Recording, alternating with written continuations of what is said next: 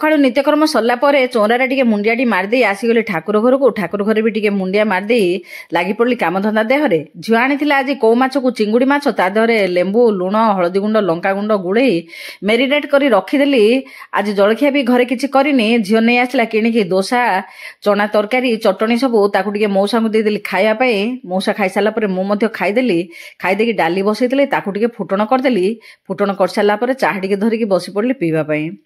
ମଉସା କାଟି ଦେଉଛନ୍ତି ପରିବା ପତ୍ର, କରିବି ଘାଣ୍ଟ ତରକାରୀ। ଆଳୁ, ବାଇଗଣ, ବୁଟ ଡାଲି, କରିଡ଼, ଅଲଡ଼ି ସବୁ ପକେଇକିରି ଝିଅ ପାଇଁ କରିଦେଲି ଘାଣ୍ଟ ତରକାରୀ। କାହିଁକିନା ଝିଅ ଖାଉନି ଆମିଷ।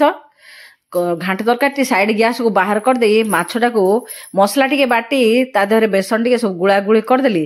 ଗୁଳାଗୁଳି କରିକି ମାଛକୁ ଛାଣିଦେବି। କଉ ମାଛକୁ, ଚିଙ୍ଗୁଡ଼ି ମାଛକୁ ବି ଭାଜି ଦେଇ ତିତିଲିକି ଯାଇକି ସ୍କୁଲରୁ ନେଇ ଆସିଲେ ମଉସା, ତାକୁ ଟିକେ ଖୁଆଇ ଦେଇ ଆମେ ମଧ୍ୟ ମଉସା ମାଉସୀ ଖାଇ ଦେଇ ବାହାରି ପଡ଼ିଲୁ ଗାଁକୁ ଯିବା ପାଇଁ। ଆଉ ଯାହା ରହିଲା ବାକି ଆର ଭିଡ଼ିଓରେ ଦେବି।